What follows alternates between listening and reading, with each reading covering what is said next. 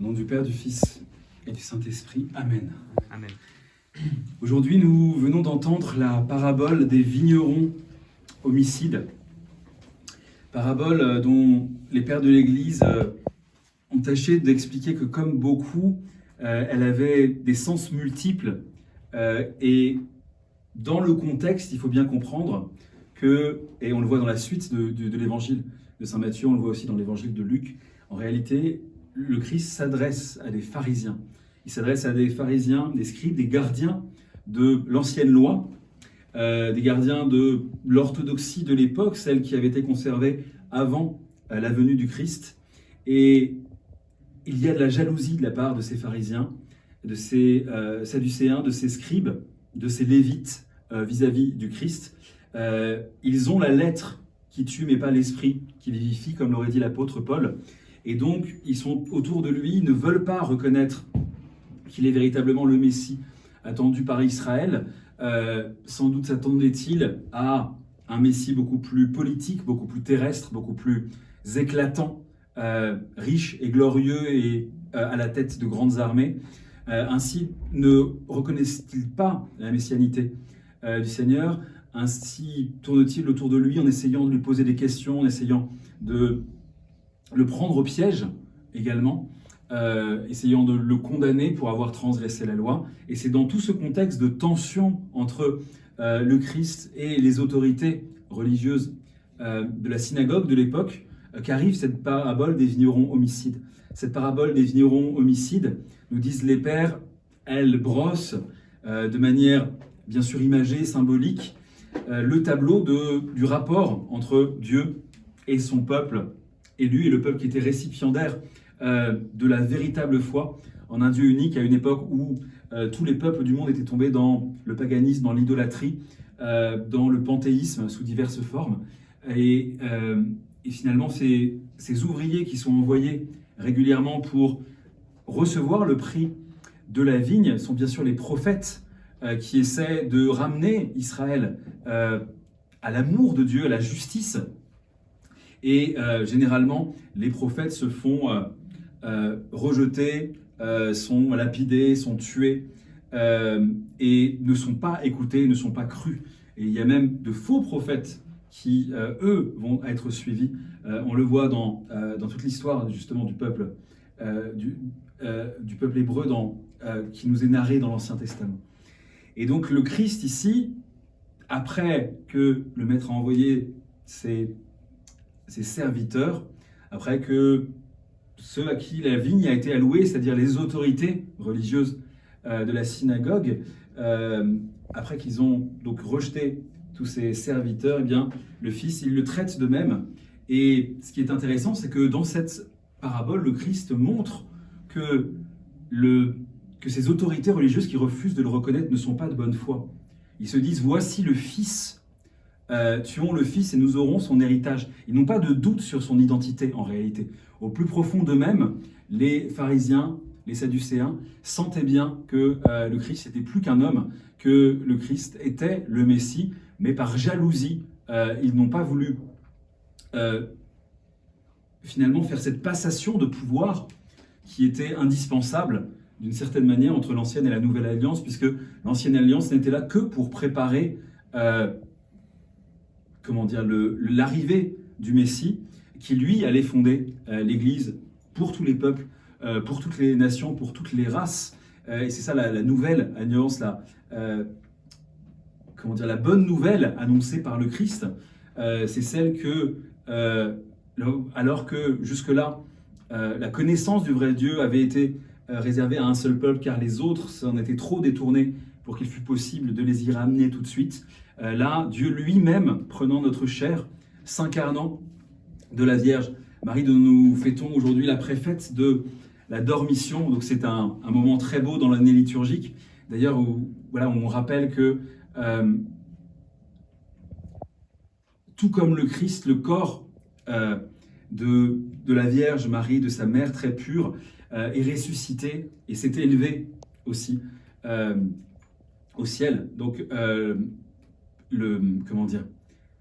ainsi, y a-t-il des icônes qui représentent notamment le non seulement la dormition de la Vierge, où on la voit sous la forme d'un enfant dans les bras du Christ, son Fils. Il prend son âme et il l'emmène avec lui. C'est la nouvelle naissance, la naissance dans le monde spirituel, dans le royaume des cieux.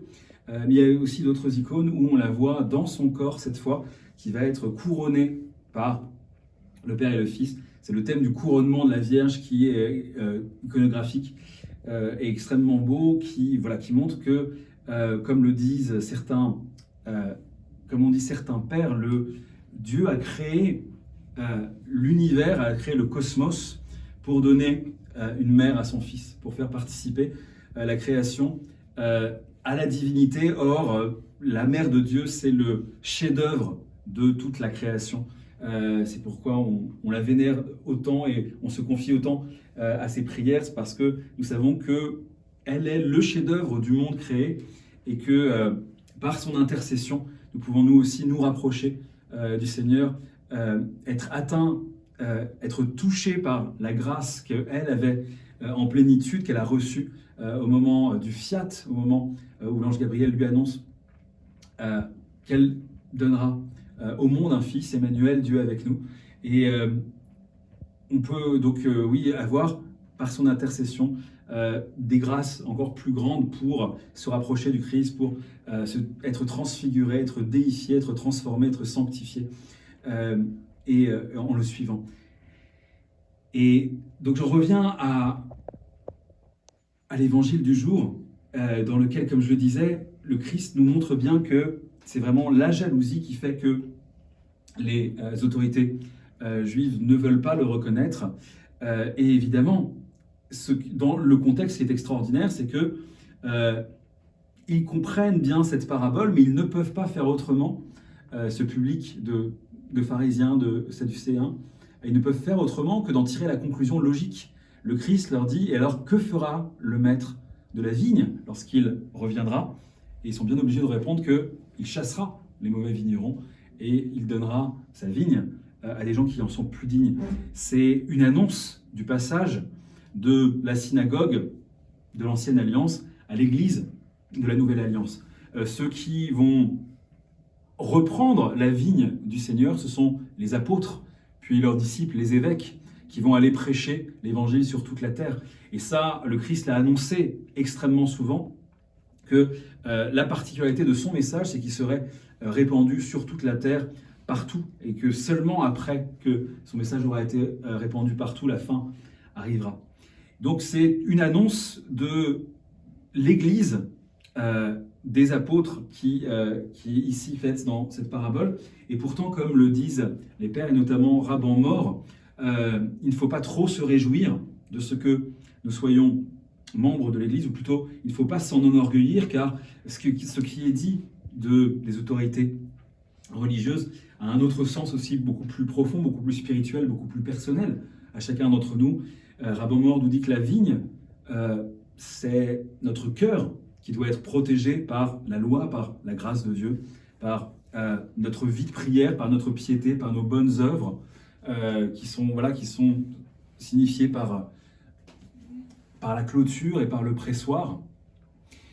Et pourtant, combien de fois, dans notre vie, voyons-nous les serviteurs de Dieu, voyons-nous le Christ lui-même, c'est-à-dire les bonnes pensées, le sens de ce que l'on devrait faire, de notre devoir de chrétien, et finalement les chassons-nous au profit d'autres pensées, d'autres projets, d'autres désirs qui sont eux du monde. Combien de fois finalement certains en nous, certaines voix en nous se disent chassons l'héritier et profitons de l'héritage, c'est-à-dire chassons Dieu de nos pensées et profitons de cette terre. Notre corps appartient à Dieu, nous sommes sa créature, c'est lui qui devrait décider de ce qui est bon pour nous. Et combien de fois, justement, oublions-nous le Seigneur pour nous tourner vers nos propres désirs? Combien de fois chassons-nous le Fils de son domaine, c'est-à-dire Dieu de nos pensées, le Christ de notre cœur, que le Christ que nous allons recevoir eucharistiquement puisse nous donner cette grâce de ne jamais l'oublier, de ne jamais le délaisser. Dieu ne nous abandonne jamais. Nous mourrons de soif à côté d'une fontaine, car il se donne toujours, et c'est nous qui parfois nous détournons de lui, refusons de l'accepter. Puisse-t-il régner en nous et nous en lui pour les siècles des siècles. Amen.